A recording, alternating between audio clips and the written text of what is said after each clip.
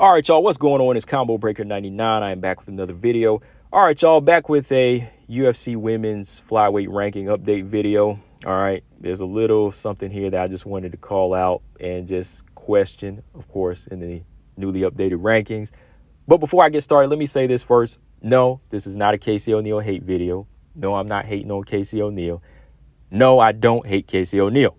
All right, so now that we got that out of the way, this is more of a criticism of whoever's doing the UFC ranking updates. All right, because as you can see in the title of this video, Casey O'Neill enters the top 10 and Maycee Barber exits.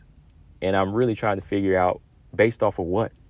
Based off of what right now? What did Casey O'Neill do to get into the top 10 and knock Maycee Barber out of there? Because as y'all know, a few weeks ago, I did a video on Maycee Barber calling out Andrea Lee because Maycee Barber did an interview and she said, hey, I'm working my way up the rankings.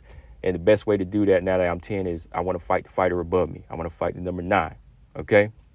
She said she wants to fight Andrea Lee. And, like I said, that fight makes sense because, it gives her the work and, she can work her way up. But a week or so passes and boom, Casey O'Neill gets into the top 10. So I'm just like, whoa, what happened here?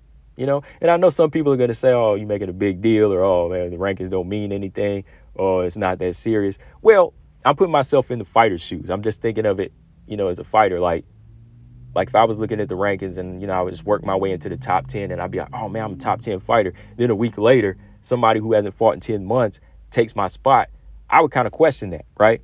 So I guess this video is more for any fighters seeing this, if they don't pay attention to that type of stuff. Because in a way, you have to pay attention to these rankings because the rankings don't really matter to the fans. But to me, I'm feeling like the rankings definitely help these fighters make more money and get closer to a title shot if that's what they're working for, right?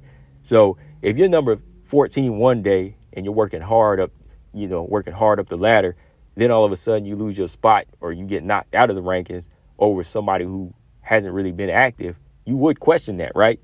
So that's what I'm just saying. That's stuff I kind of call out all the time, even at jobs. If I'm not getting paid more, I'm not getting promoted, and the lazy person is, I'm going to be like, oh, like, how did they get promoted? Not saying Casey O'Neill's lazy. I know she's injured, but I'm just saying, like, this fighter here is not really working, but this one is, but they lose their spot to that person. I'm just kind of questioning that, right? So real quick, let's go down to rankings. I mean, everything else is the same, but I'm just kind of questioning that switch up right there. The number 15 is Molly McCann. Number 14 is Cynthia Calvillo. She's still hanging in there somehow, right? Number 13 is Tracy Cortez. Number 12 is Erin Blanchfield. And yeah, number 11 now is Maycee Barber. Casey O'Neill enters at number 10. Andrea Lee still number 9. Maya's 8. Manone's number 7. Arujo 6. Grasso 5. And from there, you got Andrade, Lauren Murphy, Santos, Chikagian, and of course the champion, right? So everything else stayed the same, but they just swapped out Casey O'Neill and Maycee Barber. I was just trying to understand that because Casey O'Neill hasn't fought in 8 months. Yeah, 8 months, not 10 months. It's been about 8 months. She beat Roxanne Modafferi, which was a good win. But since then, she's been injured. She's been inactive. So in the meantime, you got Maycee Barber, who gets two good wins over Montana De La Rosa and a ranked fighter at the time in Jessica Eye. She retires Jessica Eye. So I was like, okay, she's working her way up. Those are 2 good wins. So over everybody else like Tracy and Casey and Erin Blanchfield, I was like, those are 2 good wins, and they should push her up. And they push her into the top 10.